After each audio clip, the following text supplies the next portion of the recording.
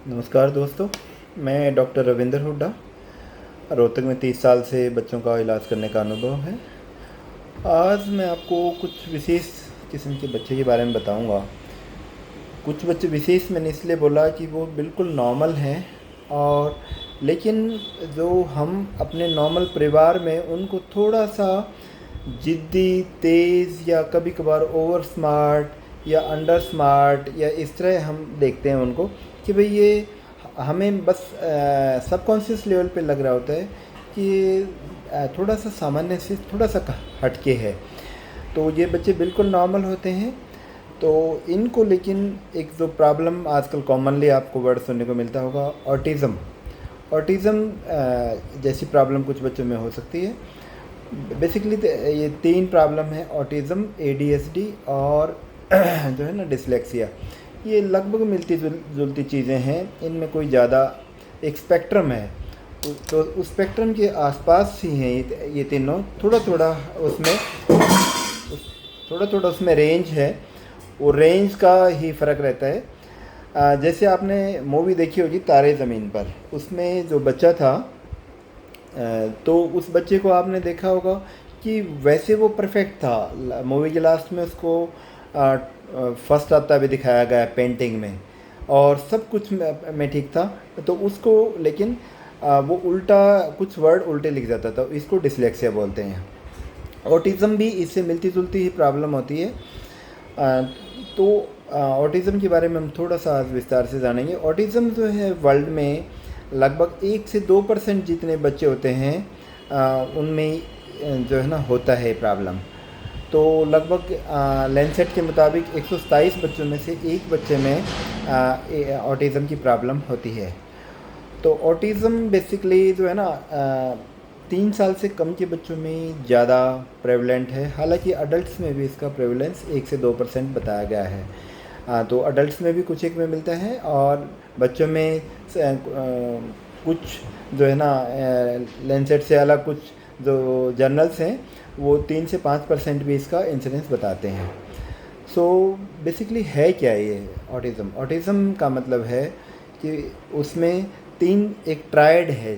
Triad का मतलब social behaviour, social interaction और कम्युनिकेशन। ये 3 चीज़ों को का मिला जुला स्वरूप होता है, जिसमें इन तीनों में थोड़ी थोड़ी प्रॉब्लम होती है।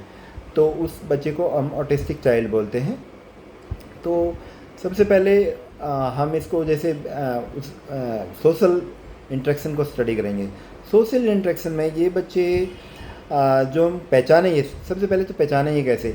आमतौर पे ये बच्चे 8-10 महीने या 1 साल पे, जैसे मैंने अपने पिछले वीडियो में बताया था कि 8-10 महीने पे मोनोसिलेबल्स, और 1.25 साल 1.5 साल पे 10 से 12 जो है ना वर्ड्स का हल्का छोटा मोटा सेंटेंस बोल लेना चाहिए। ये बच्चे बोलने में लेट हो जाएंगे, तो बोलने में इनके लेट हो जाएंगे। दूसरा, ये कम्युनिकेशन में हमेशा लेट रहते हैं थोड़ा सा। तो जैसे उनका नाम लेके बुलाएंगे हम, तो आम तौर पे 1.25 साल 1.5 साल का बच्चा नाम लेने पे हमारी तरफ आ जाना चाहिए, पर ये नहीं आएंगे। ये आम तौर पे, क्योंकि जो है ना इनको ग्रॉसली मैं बताऊं कि भाई दूर से कैसे पहचानें। ये वीडियो बेसिकली मैंने टीचर्स और पेरेंट्स के लिए बताई है, क्योंकि पेरेंट्स को इंडिविजुअली जब आप ध्यान से देखेंगे तो वो पहचान पाएंगे कि हमारे बच्चे में प्रॉब्लम तो नहीं है। और जो स्कूल टीचर हैं उनके सामने तो 30-40 बच्चों का क्लास बैठी होती है, तो 30-40 बच्चों में से वो पहचान पाएंगे कि जो है ये प्रॉब्लम तो नहीं है एक पार्टिकुलर बच्चे में। सो वो नाम लेने पे वो नहीं आएंगे। उसका कारण ये है कि ऑटिज़म जो है उसमें एक पार्टिकुलर जैसे एक चैनल उनका अलग चल रहा होता है कि जैसे क्लास में और कुछ बताया जा रहा है, लेकिन वो अलग ही लाइन पे सोच रहे होते हैं, या अलग एक तरफ देखते मिलेंगे आपको, या किसी तरफ पेन की तरफ पेन को कुछ करने लगे, या कुछ उनके हाथ में टॉय आ गया उसको घुमाने लग गए, तो बस घुमाते रहेंगे, उसी पे ध्यान लगा रहेगा। उनका जो है जो क्लास में जो चल रहा है उस पे ध्यान नहीं जाएगा। तो ये है। तो दूसरा बात बताई मैंने बिहेवियर की। बिहेवियर इनका बिल्कुल बहुत पोलाइट आमतौर पे बिहेवियर होता है। रादर इतने अपोलोजेटिक होते हैं बच्चे ये कि भाई ज़रा सा भी हम ज़ोर से बोल देंगे तो वो पहले ही यूँ बोल देंगे कि सर मैंने नहीं किया, मैंने नहीं किया सर, जबकि उन्होंने वास्तव में कर भी नहीं रखा होता। लेकिन बड़े दो और दूसरी बात, अब कोई भी प्लानिंग उनको पहले बतानी पड़ेगी हमें कि भाई आज बाहर चलना है, आज घूमने जाना है, ये सडनली तैयार नहीं हो पाते। और जेस्चर्स या जो सोशल क्यूज़ हैं या जेस्चर हैं उनको नहीं समझ पाते। जैसे हम उनको इशारा करके बुलाएं कि बेटा इधर आ जा, वो उसको फॉलो नहीं करेंगे। बाय नेम बुलाएंगे तब भी वो लेट फॉलो करेंगे। और जो है अनयूजुअल गेम खेलेंगे ये बच्चे अनयूजुअल गेम खेलेंगे कि मोनोटोनस से गेम होंगे, इसलिए दोस्त भी नहीं बन पाते इनके। जो भी गेम खेलेंगे वो एक ही, जैसे कार है, एक कार ले ली, उसके बस उसका पहिया पकड़ के उस पहिए को ऐसे ऐसे करके घुमाते रहेंगे बार बार। उस पर ओवरव्यू नहीं होता इनके पास कि उसको ये उस कार को चला भी सकते हैं, उस कार के साथ उस कार को ऊपर से स्लाइड पे भी पुश कर सकते हैं। ओवरव्यू आमतौर पे कम होता है, तो बस वो पहिए को घुमाते रहेंगे। टिश्यू पेपर का रोल दे दिया, अगर टिश्यू पेपर का रोल एक एक पीस करके तोड़ के रखने लग गए तो उस रोल को बस साइड में रखते रहेंगे, छोटे छोटे रोल बना के, छोटे छोटे टुकड़े बना के रखते रहेंगे, उसको ही फाड़ते रहेंगे। अगर हमने उसको ट्रैम्पोलिन पे चढ़ा दिया, बस उसी पे जंप करते रहेंगे।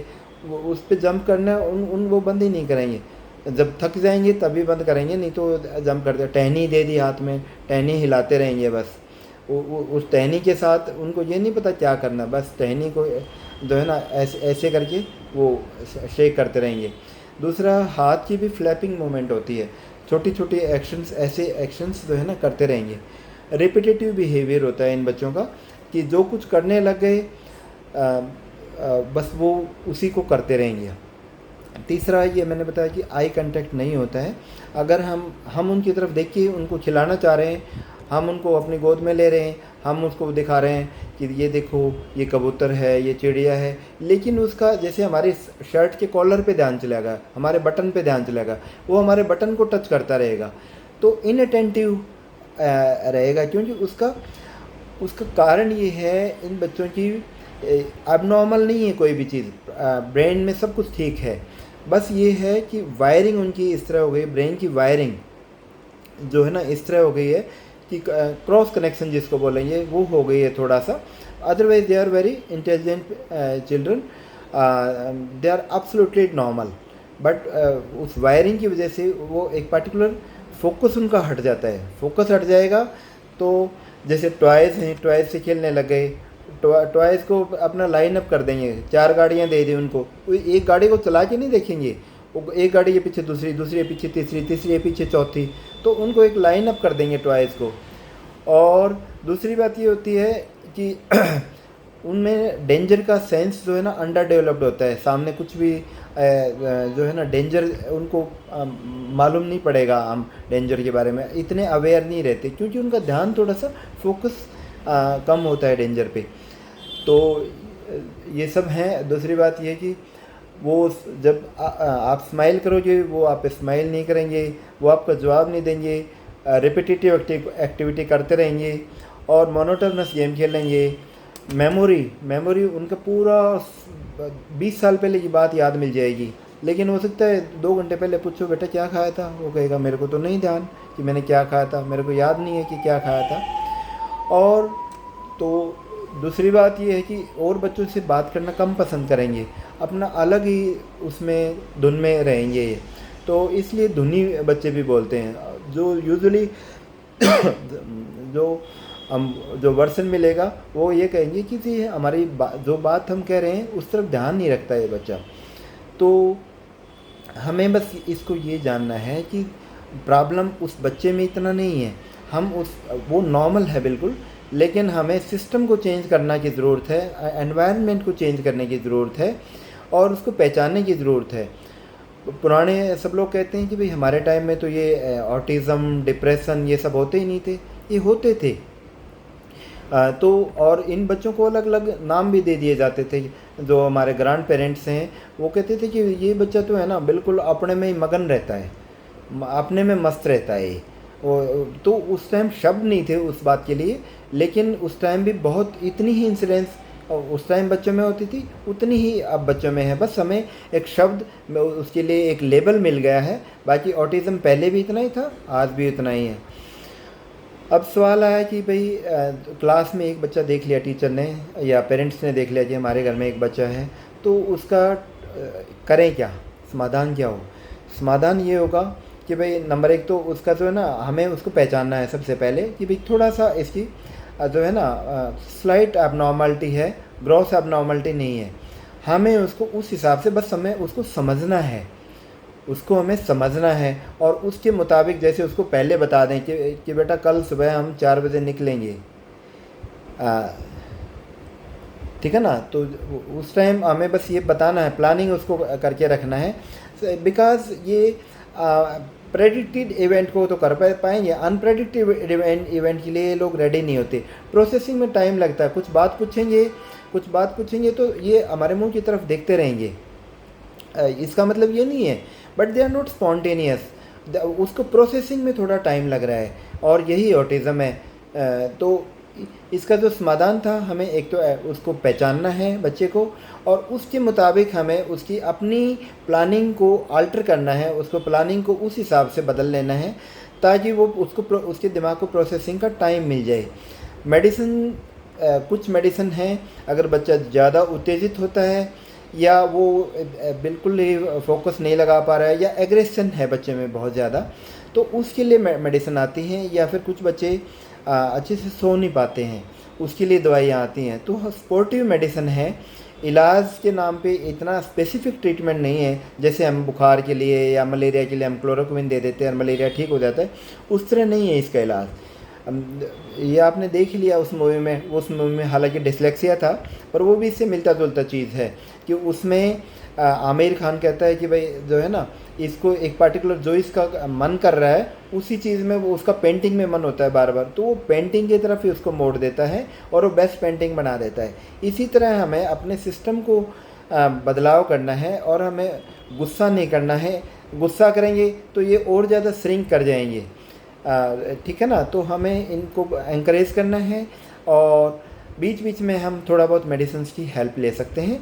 इनको हमें नॉर्मल और एबनॉर्मल में क्लासिफाई नहीं करना, नॉर्मल हैं ये बच्चे बिल्कुल, बट थोड़ा सा हमें इनके मुताबिक एटमॉस्फेयर प्रोवाइड करना है, तो यही इनका ट्रीटमेंट है। Thank you.